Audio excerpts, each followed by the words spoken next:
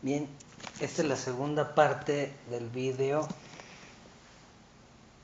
Cambios de la uña en la vejez. Recomiendo ver la primera parte para poder remitirse a esta segunda parte. Continuamos. Síndrome de uñas amarillas. Descrito en 1964 por Salmon and White. Este síndrome de la uña amarilla se va a caracterizar por una triada. La uña amarilla, presencia de linfedema y manifestaciones respiratorias crónicas. Vamos a ver cómo estos cambios en la queratina van a obedecer precisamente a la presencia del edema en los tejidos y a la falta, o por lo menos una deficiencia de la perfusión de oxígeno hacia la matriz ungueal. Esto va a dar la oportunidad para que la configuración de la uña, que antes era normal, ahora se presente amarilla, esclerótica y sufra onicólisis. Pero lo más característico de estas uñas, además de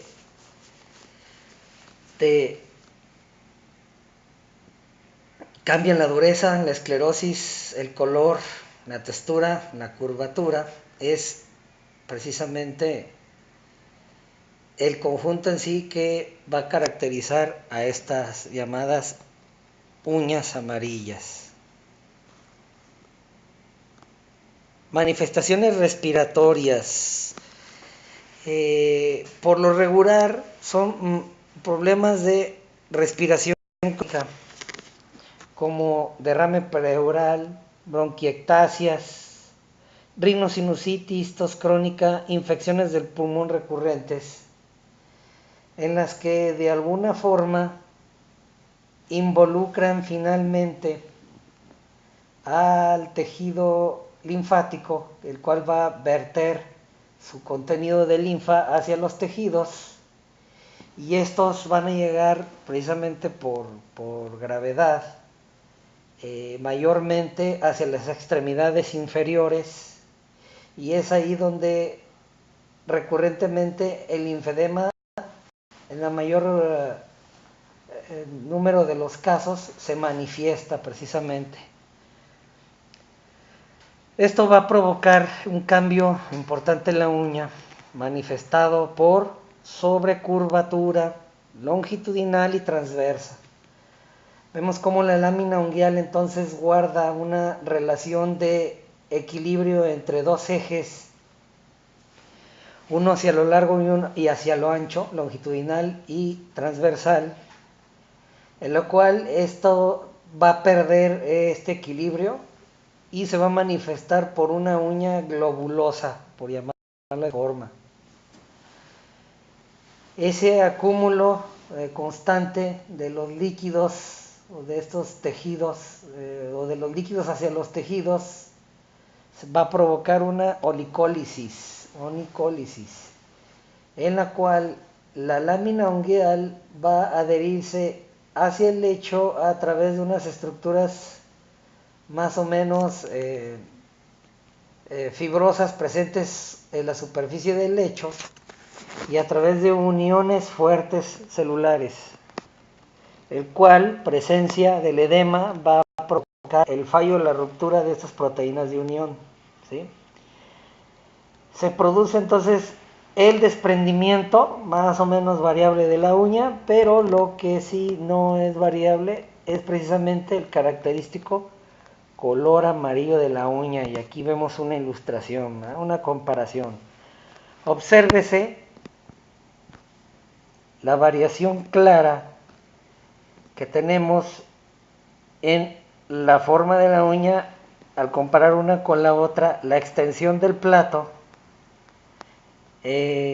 por un fenómeno de relación va a aparecer como si la uña disminuyera su superficie, pero en realidad lo que está pasando es que se está alterando las dos curvaturas.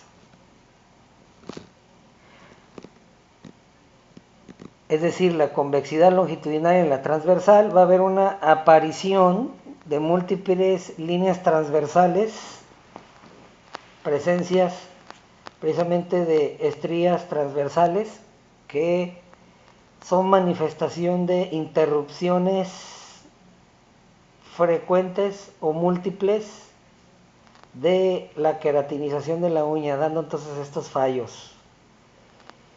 Y lo cual va a condicionar también ese característico color amarillo de la misma. Otro dato también aportado a estas características de la uña amarilla, vamos a observar aquí en la ilustración la pérdida de la cutícula, ¿verdad? Entonces observemos cómo hay una cierta hipertrofia del rodete, aunque moderada, se manifiesta como daño último, por decirlo así, la pérdida de la cutícula. Entonces ahí está la característica de esta uña, ¿sí? Bien, continuamos. Igual tenemos aquí el caso de la comparación de las uñas amarillas hacia lo que son uñas más o menos normales y lo que sería la uña amarilla. Incluso observamos en la mano, la que sería la mano derecha, como incluso tiene otro color. Vemos los pliegues cutáneos mucho más marcados, incluso vemos desviaciones más claras en el dedo, en el meñique, lo que nos hace suponer que esa mano estuvo sufriendo por algún tiempo considerable un linfedema.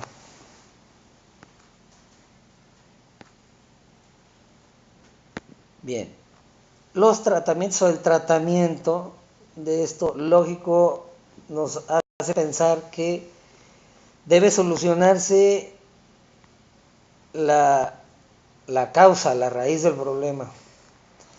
Aquí nos aporta el dato como respecto del tratamiento, los antifúngicos durante largos periodos de tiempo no han mostrado ser efectivos. ¿Por qué se aporta este dato? Bueno, sencillamente porque en un principio se hablaba acerca del acúmulo de líquido en los tejidos, sobre todo hacia esas partes sacrales.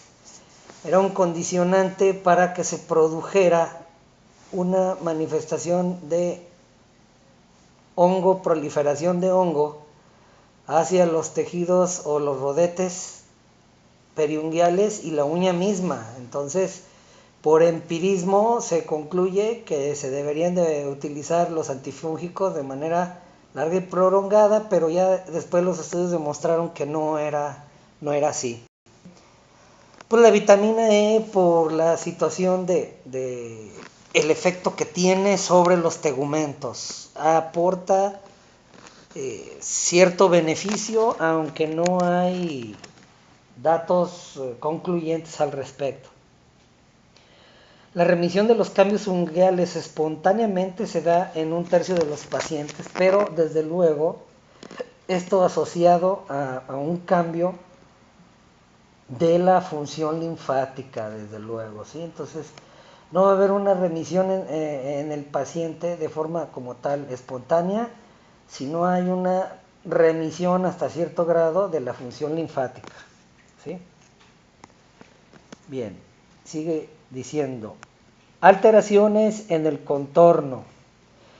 Entonces, el contorno, lo que es precisamente la silueta de la uña, es un dato importante para determinar su normalidad. Vemos cómo la uña se va a afectar en su contorno y nos va a dar trastornos ya sea de aplanamiento, platoniquia, pero mucho más frecuente, un aumento de los dos ejes longitudinal y transversal, dándonos una especie de uña en carátula de reloj globulosa, o dándonos una coiloniquia, como vemos aquí en la ilustración, o uña en cuchara, o celoniquia, ¿sí?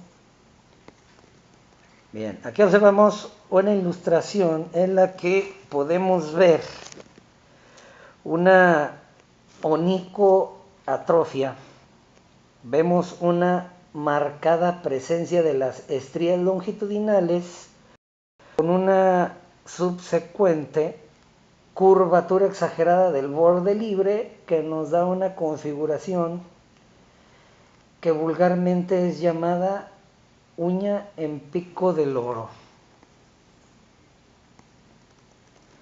La ilustración que nos muestra un caso claro de coiloniquia, con la típica depresión central de la misma debido a fallo de la queratinización, de la estratificación y del acomodo de las moléculas de proteína que configuran la queratina, ¿sí? Aquí tenemos lo que se conoce como uña en pinza. Obsérvese cómo de forma exagerada, ¿eh?, esta uña se presenta con doliconiquia. Hay un alargamiento del arco longitudinal sobre el transversal, involucrando incluso la zona acral, de tal forma que se produce un aspecto de uña larga, en pinza, ¿eh? Ahí está. Esto es frecuente en la enfermedad de Kawasaki, puede darse la psoriasis, malignidades gastrointestinales, o en caso del lupus eritematoso sistémico también llega a suceder estos cambios. Fístula arteriovenosa, iniciación de beta bloqueadores, es decir, de procesos iatrogénicos con la utilización de esta clase de medicamentos. Fíjense.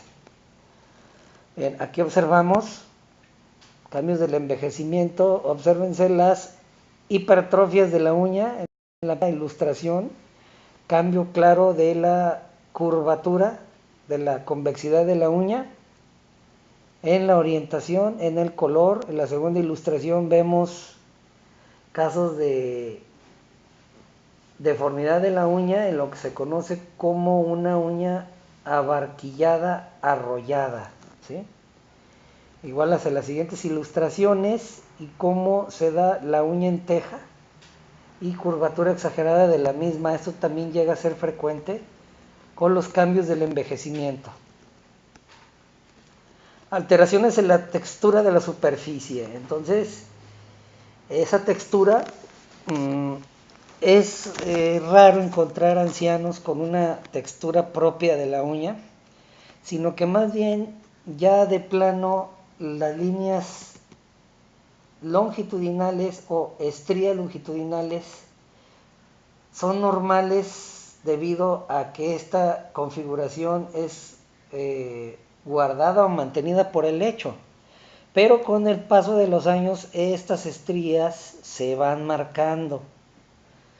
Entonces dicen por ahí que se dice que la mujer tiene la edad de sus manos, ¿no? Entonces pudiéramos agregar que pues el paciente tiene la edad de sus uñas, ¿sí? Entonces, cuando una uña llega a marcar las estrías longitudinales, pues podemos hablar que hay un envejecimiento prematuro cuando dicho paciente no ha llegado a lo que se considera la edad del adulto mayor, ¿verdad? Entonces ahí está la ilustración, dice, alteración en la tasa del recambio de la matriz extracelular es una de las causas. Esto va a producir un debilitamiento de la estructura de la uña que nos va a producir la onicorexis, o de plano, depresiones longitudinales, transversales, que son llamadas líneas de Bo, ¿sí? Muy frecuentes debido a las interrupciones del crecimiento, como ya lo vimos en el vídeo haciendo referencia a las uñas de Terry, ¿sí? Bien, ahí observamos una pérdida de la sustancia de la uña que nos va a llevar a las distrofias canaliformes, y la más común de estas distrofias canaliformes es la onicorexis. Entonces ahí tenemos la ilustración de la onicorexis. Aquí esta ilustración nos muestra en forma clara lo que sería el acentuamiento, ¿sí?, de estas estrías longitudinales que son propias de la configuración del lecho, y como ya dijimos, por envejecimiento prematuro, vámonos llamando de esa forma, ¿sí? Bien. Las uñas, continuamos.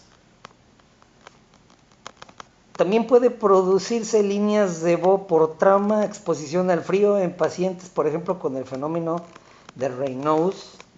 Es frecuente también por el traumatismo directo sobre matriz ungueal.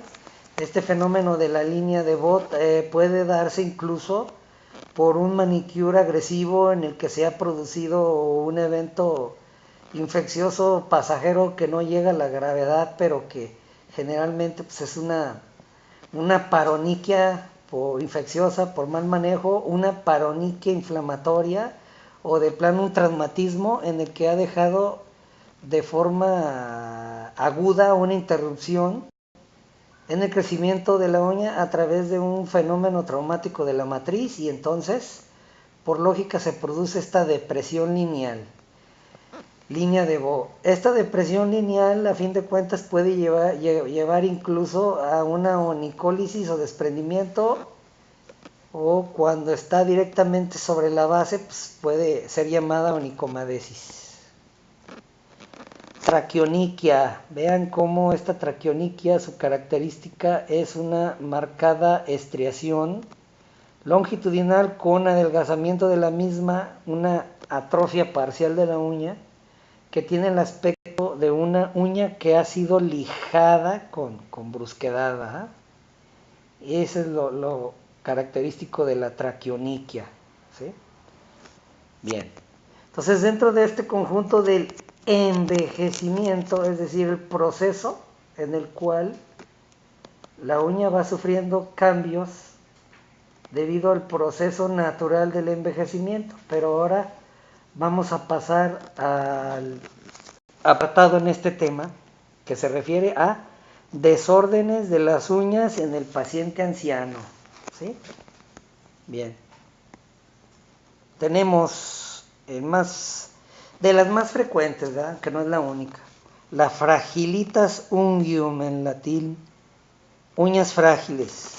Entonces son uñas frágiles que tienen el aspecto de ser uñas duras, pero que en realidad son frágiles, es decir, se refiere a que la uña tiene dureza, pero como no tiene plasticidad o cierto grado de elasticidad como es la uña normal, ¿sí?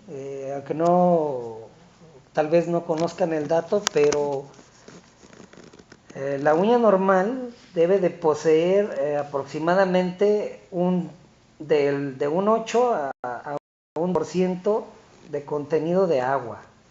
Conforme la uña va envejeciendo, va perdiendo agua, ¿sí? Entonces llega un momento en que se pierde toda esta elasticidad y la uña pues se vuelve tan dura que es como si fuera de cristal, ya no se puede deformar, y entonces la uña en ese sentido decimos que se está volviendo frágil, o sea, se va a quebrar de forma con cualquier traumatismo, ¿sí? Esta fragilitas unguium entonces se va a dañar con varias características en su fractura, dándonos desde onicoesquisis hasta onicólisis y llegando a onicomadesis, ¿sí? Cuando las uñas son frágiles y suaves, son demasiado húmedas, como en el caso de los detritos de la onicomicosis, que absorben gran cantidad de humedad, ¿sí? Y se dice que por lo menos en la población americana el 20% llega a manifestar este tipo de fenómenos. Los criterios clínicos. Síntoma del paciente, fácil rompimiento de la uña. Bueno, es un signo, ¿sí? El signo del rompimiento. Por lo regular, pues no hay un signo tal, sino que es el signo del rompimiento de la uña. Es normal que la uña tienda a sufrir cierta deformación, pero sin romperse. En el caso del Fragilitas unguium, no.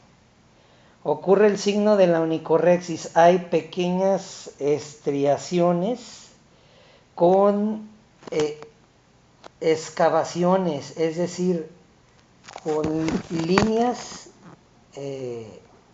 canaliformes, con canales, ¿correcto? La onicosquicia, ocasionalmente opacidad. La onicosquicia entonces es característica la falla de la queratinización de la uña, que se manifiesta por exfoliación de la uña en múltiples capas, como si se tratara de pasta hojaldre, ¿verdad? Eso es la onicosquicia o apaloniquia, ¿sí? Digo, esto es parte de todo el conjunto de lo que se refiere al Fragilitas unguium, ¿sí? Bien, onicosquicia, ya hablamos de lo que es la onicosquicia, daño en los factores adhesivos intercelulares, rompimiento de los enlaces entre célula y célula, pero estamos hablando de células muertas, queratinizadas y estratificadas. Estos también tienen medios de unión, pero que esos enlaces fallan. Clasificación. Hay una clasificación sencilla que nos dice 0, ausencia. 1, líneas distales paralelas a la superficie de la lámina. 2, arrugas distales paralelas a la superficie y borde de la lámina. Y 3, despegamiento laminar distal, compromiso de 1/3 de la lámina. Aquí vemos la ilustración y eso es los grados en el proceso de la onicosquicia, ¿correcto? Aquí tenemos un grado máximo de la onicosquicia. Nótese precisamente el rodete que guarda el perioniquio, como prácticamente está atrofiado, ¿no? Vemos ahí el aspecto brilloso de la piel con rugosidades muy marcadas que nos hace suponer una atrofia cutánea, y por ende vean también la manifestación del borramiento de la cutícula y de los bordes laterales, ¿sí? Bien, continuamos, seguimos. Onicorrexis, ensanchamiento longitudinal y crestas de la lámina unguial. Tenemos grado 0, pues se habla de la ausencia. 1, leve, una grieta superficial longitudinal, una pequeña grieta. Moderado, una grieta longitudinal, pero ya tiene profundidad ahora en toda la lámina. Y el tercero, pues son todas la superficie, ahí está, ¿verdad? Ahí está la ilustración. Este es el grado 3 de la onicorrexis, ¿sí? Y la onicorrexis como tal, pues no es el único fenómeno canaliforme, ¿sí? Hay otra manifestación que se llama distrofia canaliforme de Hell, pero que su configuración es tan distinta que no se puede confundir, ¿sí? Bien, la patogénesis de la Fragilitas unguium, el contenido lipídico de la placa unguial, mayor permeabilidad al agua que el estrato córneo, mayor dificultad para mantener el estado de hidratación. Bien, ya dijimos, la uña depende directamente de la epidermis. Entonces, así como es los estratos primeros de la epidermis, así es la uña. La uña es el reflejo de la salud de la epidermis. La epidermis depende de su integridad de la producción de ciertos ácidos grasos complejos o lipoproteicos, que van a tener una función, por decirlo así, a modo de célula unión, unión o pegamento celular, célula, como si fuera ladrillo, pegamento, ladrillo. Esto le confiere una característica especial a la epidermis para no deshidratarse, para guardar la humedad, pero como en este caso falla precisamente esa formación o ese sostenimiento de contenido lipídico, pues entonces se deshidrata de forma rápida y entonces no puede mantener pues la hidratación y viene este fenómeno. Luego esto va a conllevar a la falta de cohesión de la placa, ¿sí? La falta de cohesión se va a dar más que nada por las estructuras de las fibras de queratina. Entonces la fibra de queratina es una proteína enrollada sobre sí misma, pero entonces hay fallos en el proceso del enrollamiento a través de ciertos puentes llamados puentes disulfuro que van a conferir resistencia. Entonces hay un fallo en estas uniones y es como tener las agujetas desatadas del tenis o del zapato, pues tarde o temprano se sale, ¿no? Eso sucede ahí con la unión de la queratina, que la vuelve frágil. Proteínas asociadas de queratina, hay varias clases de queratina presente en la uña, pero por lo regular es la queratina 9 y queratina 11, y hay otras queratinas que se asocian a otro tipo de proteínas estructurales, como la adesina y como la queratoyalina, por ejemplo. Bien, bicapas lipídicas y el fallo de los desmosomas. Entonces, a través de este tema hemos hablado mucho acerca de estas uniones celulares fuertes. Son las uniones celulares más fuertes que existen, llamados desmosomas. Así es que consulten esa voz, consulten la voz de uniones celulares o desmosomas.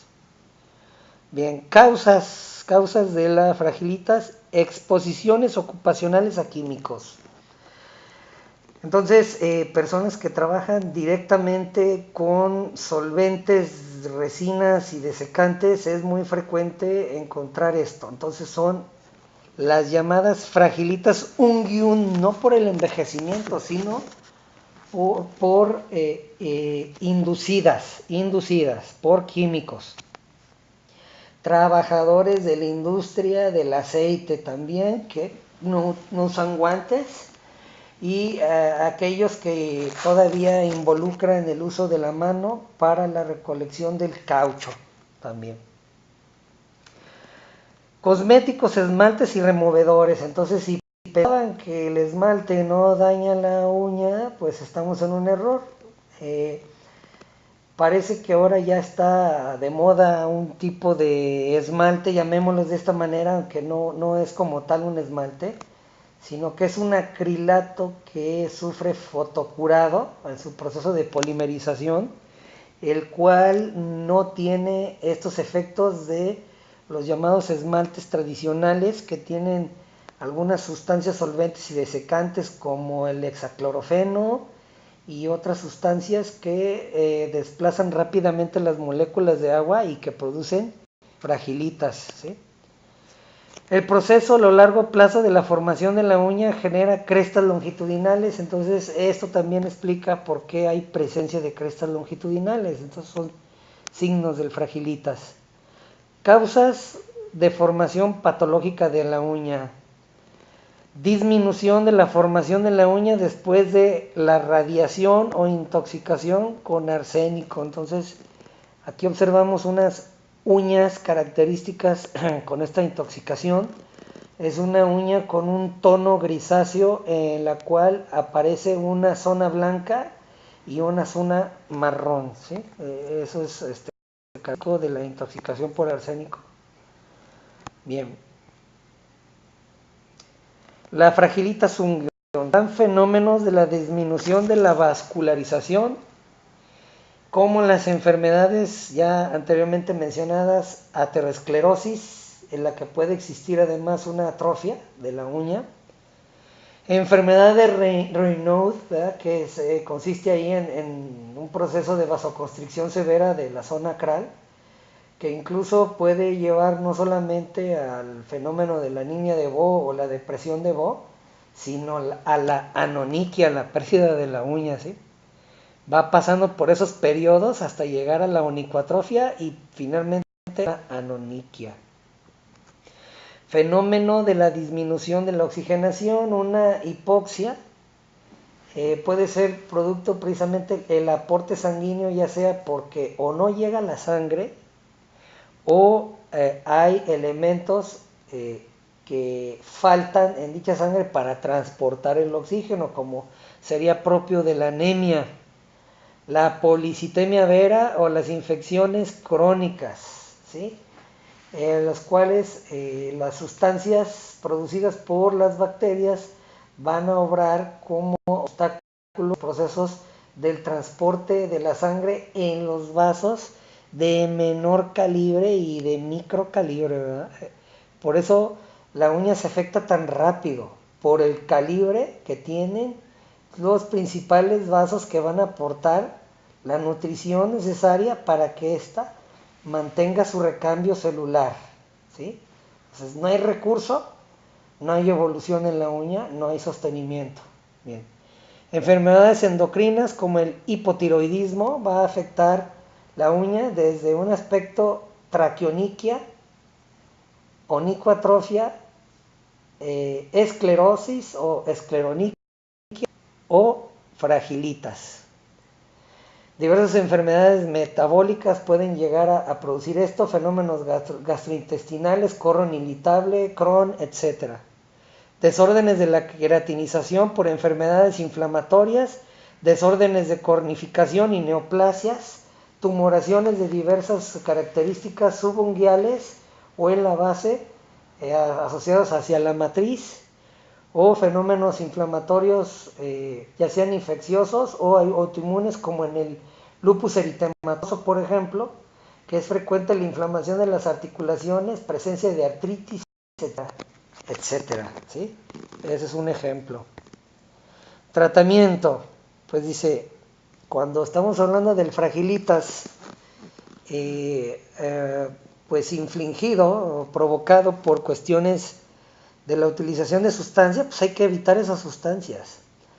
Hay que protegerse con guante, evitar el constante proceso de inmersión, de secación de las uñas en agua o diferentes solventes, evitar traumas continuos que se deben evitar, ¿sí? Las uñas cortas, o sea, bien cortadas y protegidas.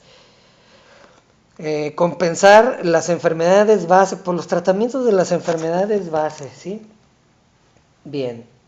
El uso de emolientes está recomendado. Debe de evitarse el uso del formaldehído, esos llamados tratamientos para fortalecer o endurecer la uña, a fin de cuentas la pueden dañar. Entonces hay que desterrarse esos tratamientos de endurecimiento con formaldehído, ¿sí? Y fortalecer pues, los puntos nutricios de la uña. Bien. Continuamos ahora. Uñas hipocráticas. Obsérvese, es muy similar a la uña en pinza. ¿Eh? Vamos a ver las diferencias más claramente. ¿Por qué se le llama uña hipocrática? Pues porque Hipócrates fue el primero que en cierta medida escribió, ¿sí? En el 400, en el año 400 antes de Cristo, ¿no? Las etapas: eritema periunguial, entonces va a existir allí una telangiectasia del rodete que se va a presentar con una coloración rosácea o color vino del rodete, pero es dado precisamente como eritema periunguial, y se va a incrementar el ángulo, principalmente el ángulo, bueno, más que nada aquí son los dos ángulos, lo que nos va a dar una uña globulosa. En la uña en pinza, el eje longitudinal es mucho más largo que el transversal, entonces da esa uña muy alargada. Este da el aspecto de una uña en palillo de tambor, ¿sí? De la bataca que se utiliza para golpear los tambores, ¿sí? Esto es entonces la afectación o el crecimiento de la convexidad exagerada, ¿no? Y aquí tenemos un dibujo. Ahí estamos viendo cómo se está afectando esta curva. Ya habíamos dicho 160 grados es la curva normal y vemos cómo aquí está variando estos grados, ¿sí? Bien. Clínica. Signo de perfil en los pulgares, aumento del ángulo mayor de 180 grados. Bien, se ha reportado que el diagnóstico de hipocratismo fue correlacionado con ángulo de 209 grados, imagínense, a grado máximo, ¿no? Y ahí vemos la siguiente ilustración, ahí está de lo que estamos hablando, ¿no? Esto está dado entonces por una hipertrofia acral, o sea, la falange es la que está sufriendo un crecimiento paracompensatorio, ¿verdad? Como hay una deficiencia en el aporte sanguíneo y más que nada dependiente de fallos pulmonares, pues entonces se puede decir que la parte acral de los dedos tiene un sufrimiento y entonces ante ese sufrimiento tiene que compensar. Así es que aumenta en tamaño, se altera, se hipertrofian las estructuras de los vasos sanguíneos, forman grandes redes e incluso el glomos llega también a alterar su configuración, ¿sí? Ahí está. Ahí están las ilustraciones.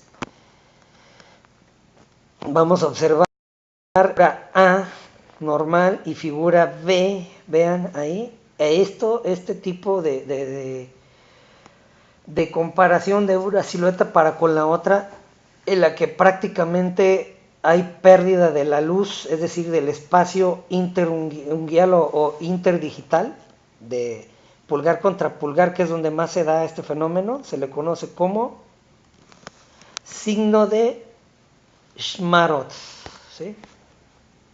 Ahí está.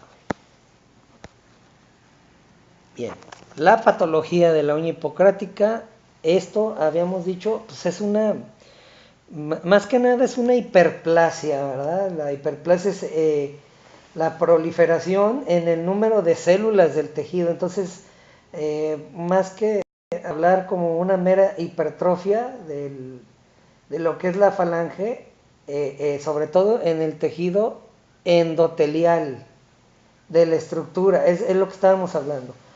La falange puede sufrir una hiperplasia, una migración de osteofitos que va a producir un sobrecrecimiento de la falange. Pero específicamente en toda la estructura endotelial de los vasos sanguíneos, que es las paredes de los vasos sanguíneos, ahí sufre una hiperplasia, un aumento en el número de las células, no en el tamaño, que sería la hipertrofia. ¿Sí? Es la diferencia.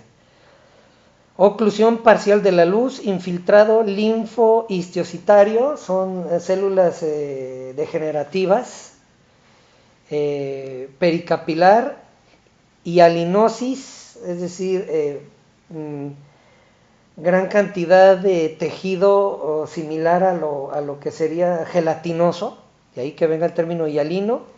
Esclerosis con ensanchamiento de las fibras de colágeno, sufre una especie de proliferación de colágeno a tal grado que va a dar un aumento en el grosor de todo el tejido, más pensando que debajo del tejido subungueal no hay tejido cutáneo normal o células subcutáneas grasas, no, sino que es una gran red de fibras, de haces de fibras de unión, tejido conectivo.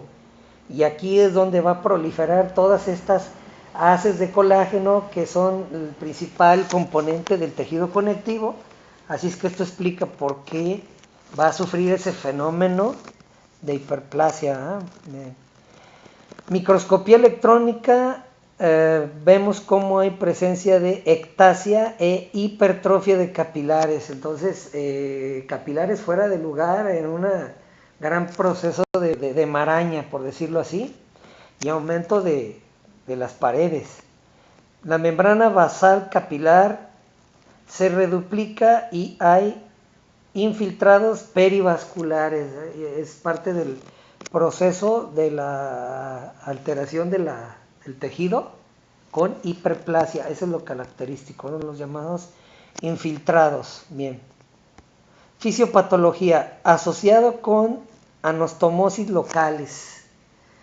La anastomosis entonces es un cambio de la dirección de la circulación de la sangre, pero digamos que hay anastomosis patológicas y anastomosis fisiológicas. En las partes sacrales las anastomosis son procesos de retorno circulatorio, en donde se sufre un retorno temprano de la sangre y se evita que ésta llegue en forma perfecta a la última parte, a la zona más sacral. ¿Sí? Es como una ciudad que los autos circulan por dentro y jamás van a utilizar los llamados viaductos o periféricos, ¿eh?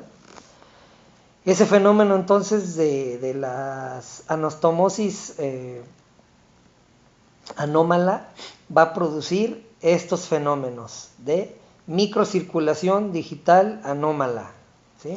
Luego, aumento en la hormona del crecimiento por un proceso de compensación, habíamos dicho, puede ocurrir. Y hay de tumores, más frecuentemente el cáncer de pulmón, que producen ciertas hormonas. El factor de crecimiento de tumor, ¿sí? Puede hacer que ya de por sí la presencia de esta sustancia en la zona acral, la hipertrofia, y hace que crezca, ¿eh?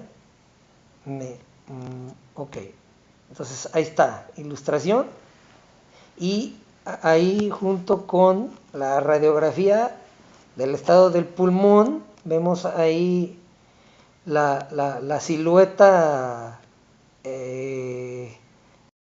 cardíaca, el espacio que ocupa y la anomalía en los espacios pulmonares, ¿sí? Bien. Pronóstico y tratamiento. Asociado a enfermedades de gran severidad, con incremento en el riesgo de la mortalidad, fibrosis quística, asbestosis, neumonitis o hipersensibilidad. Tratamiento depende de la enfermedad subyacente. Entonces, pues en cierta medida aquí lo que se está diciendo más que nada es el tratamiento sistémico para salvar la vida del paciente, aunque el proceso como tal de la uña hipocrática pues prácticamente ya no es reversible, ¿no? Queda como tal. Bien. Las onicodistrofias comunes. Tenemos deformidades de los dedos secundarias a incompatibilidad con el calzado, ¿eh? Que es lo más frecuente.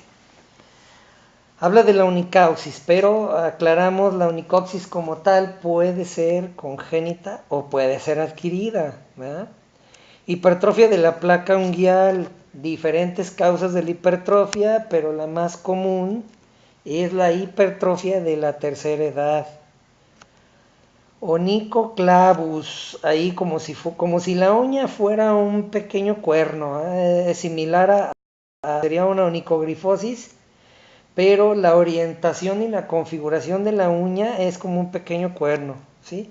Luego, la cornificación subunguial, presencia de queratomas bajo el espacio unguial, ¿sí? O subunguial. Bien.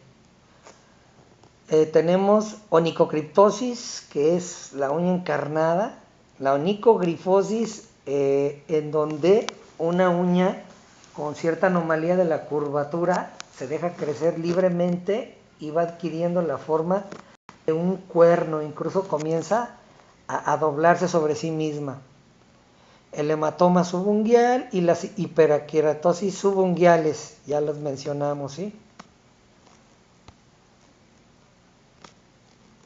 Bien, entonces ya mencionamos la unicauxis, ¿sí? Descoloración, hiperkeratosis, pérdida de la lucencia, falla en la biomecánica, tratamiento parcial, desbridamiento periódico. Entonces, aquí en la onicausis, sea adquirida, sea congénita, no hay de otra más que el desbridamiento periódica de la misma, a tratar de aferrarnos a una reconfiguración y una protección, incluso ahora como alternativa el uso de acrilatos. Onicoclavus, proceso hiperqueratósico localizado en la parte distal de la uña, se asocia comúnmente a área oscura debajo de la placa ungueal porque se ejerce una presión considerable con una extravasación de la sangre capilar, lo que nos da este fenómeno, ¿sí? del punto negro. Bien. Aquí tenemos una ilustración y un proceso del reacomodo a través de tensores de acero de la lámina ungueal, ¿sí? La onicocriptosis tiene causas múltiples, ¿sí? Sin embargo, lo característico de esta es el dolor y limitación para la marcha, hipersensibilidad. Hay edema y puede haber infecciones secundarias o asociadas. El tratamiento es maniobra quirúrgica y deben de evitarse las recurrencias, es decir, historia clínica completa, exploración y evaluación para eliminar la causa primaria. La onicomicosis, como tal, es una de las onicodistrofias mucho más frecuente, pero merece un estudio aparte. Las manifestaciones clínicas o subtipos comunes de esto la vamos llamando tinea unguium, ¿eh? Onicomicosis subungueal distal, onicomicosis subungueal proximal, onicomicosis superficial blanca y la llamada onicomicosis por cándida. Esa es la verdadera onicomicosis, y vamos a agregar la tinea unguium, lo que nos faltaría, la onicomicosis distrófica total, que representaría el último estadio de la misma, ¿no? Bien, entonces aquí tenemos onicomicosis con los signos característicos de la misma. Frecuente la asociación de hiperkeratosis, ¿sí? Y pues también frecuente en pacientes inmunocomprometidos. Y como menciono, esto nada más lo estamos mostrando aquí, pero nos vamos a ocupar en otro tema de forma especial para tratar las onicomicosis. Bien, este es el final del vídeo de la segunda parte de cambios de la uña por el envejecimiento, y vamos a continuar con la tercera parte a partir de este punto, ¿sí? Gracias.